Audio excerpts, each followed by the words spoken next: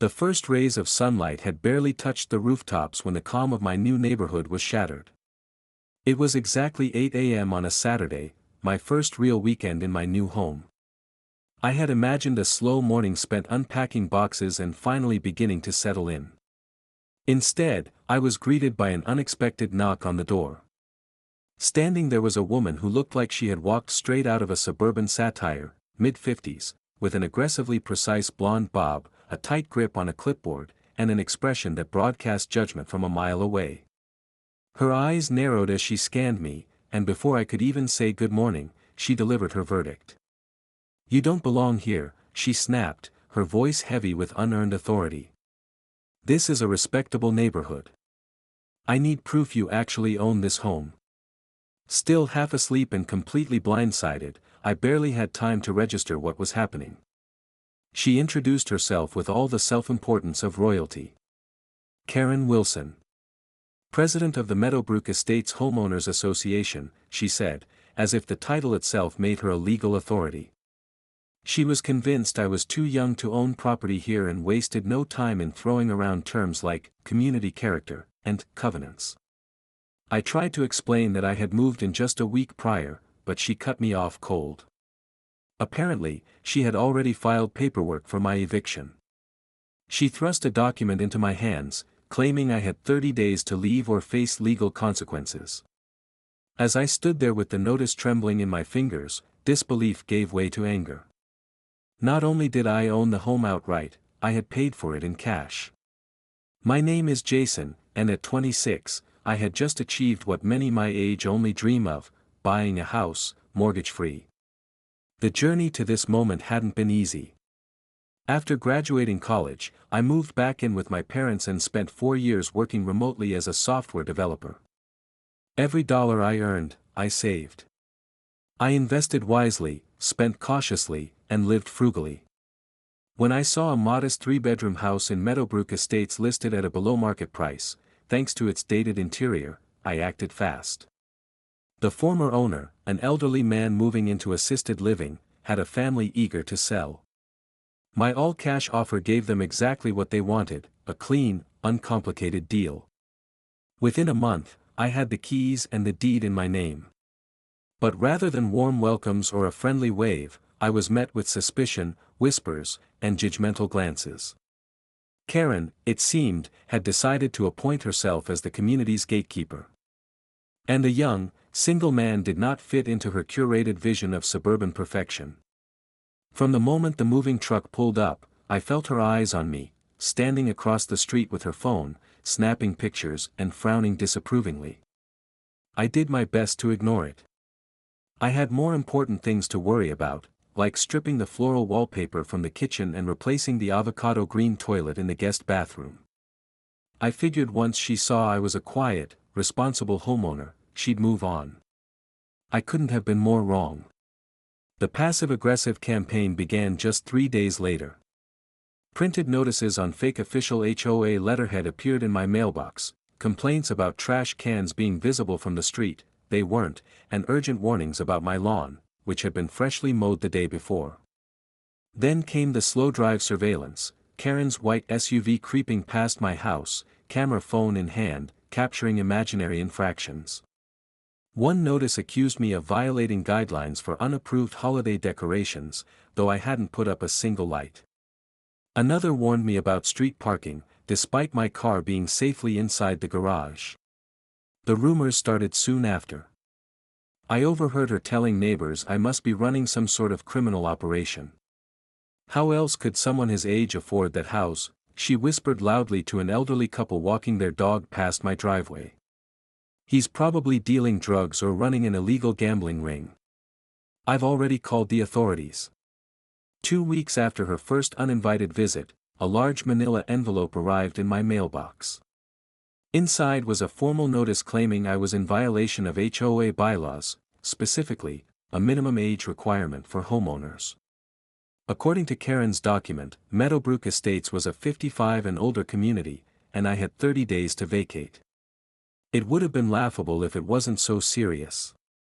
I had thoroughly reviewed every HOA document before purchasing. There were no age restrictions. This wasn't a retirement village, it was just a sleepy suburb with cookie-cutter homes and overly enthusiastic lawn maintenance. I called my real estate attorney right away. He didn't mince words. "Karen is fabricating this," he told me. "Start documenting everything. If she's filing false claims, this could be harassment or even fraud." That evening, I installed security cameras around my home. If Karen wanted a war, she was going to find me well armed. 3 days later, she returned, this time with backup. 2 other HOA board members flanked her on my porch. One of them, a neighbor from down the block, looked like he regretted every life choice that led him to this moment. "We're here for a compliance inspection," Karen declared, stepping forward like a sheriff in an old western. She made a move to enter, clipboard raised. I didn't budge. "You'll need an appointment," I said, standing firm in the doorway. "And legal authority to come any further." Karen's cheeks turned a furious shade of red. "As HOA president, I have every right," she began, but I calmly cut her off. My voice was steady now, anchored by certainty. "You have the right to enforce actual bylaws, through the proper channels. What you don't have is the right to enter private property without permission or invent rules that don't exist." I pulled out my phone, opening the PDF I had saved of the official HOA covenant. "I have the full document right here. Please, show me where it says there's an age requirement for homeowners." The man from 2 doors down, who had come with her, turned to Karen with a skeptical glance. "I've lived here for 15 years, Karen," he said, voice low but steady. "There's no age restriction." Karen's nostrils flared. "A new amendment passed just last month," she snapped. I didn't flinch. "Amendments require a 2/3 majority vote from all homeowners," I replied. "And I never received a ballot or even a notice of a vote." I turned to the other 2 board members. "Did either of you?" Their silence was deafening. It was all the answer I needed. "I'm going to have to ask you all to leave my property, now. Any future communication can be in writing, and it must be based on actual, verifiable HOA regulations." I raised my phone slightly. "And for your information, this entire interaction has been recorded, both audio and video." Karen's expression twisted into something near feral, but she didn't argue further. She turned abruptly, storming down the walkway with her reluctant entourage trailing behind her. Just before reaching the curb, I heard her hiss under her breath. "This isn't over." And she was right, but not in the way she imagined. The very next morning, I opened my front door to find an official-looking document taped to the wood. My stomach dropped. It was labeled as an eviction notice from the county. My hands trembled slightly as I peeled it off and examined it. Something about it felt off. I picked up the phone and called the county clerk's office. It didn't take long to confirm what I suspected. The notice was completely fake. Fraudulent. It had been filed under Karen Wilson's name, complete with forged credentials, falsely claiming she had legal authority to evict residents on the county's behalf. The clerk was alarmed, immediately transferring me to the county prosecutor's office. This wasn't just a neighbor dispute anymore, Karen had crossed into criminal territory. I spent the next day compiling everything: copies of the bogus violation notices, security camera footage of Karen trespassing on my property, screenshots of emails from other neighbors describing similar harassment, and, most damning of all, the forged eviction notice. The prosecutor I spoke with was especially interested in the falsified legal document. "Impersonating a public official and filing fraudulent legal paperwork are serious crimes," she said. "We take these very seriously." A formal investigation was launched within days. What it uncovered went far beyond my situation, and shocked even the authorities. Karen had been abusing her position on the HOA for years. She created fake rules out of thin air, issued unauthorized fines, and even diverted HOA funds for personal use. Board meetings were rarely held, minutes were falsified, and any homeowner who questioned her found themselves the target of threats, intimidation, or eviction notices. The police obtained a search warrant for her home office. What they found there was staggering: thick folders on nearly every resident, containing personal data she had no legal right to possess, templates for fake legal forms and official-looking notices, even forged signatures of other board members on financial records. Her computer revealed spreadsheets tracking diverted funds and doctored expense reports meant to cover her embezzlement. 2 weeks after I'd first contacted the county, I was working from home when I heard the sirens. Peering out my window, I saw 2 police officers escorting Karen out of the small HOA office, handcuffs tight around her wrists.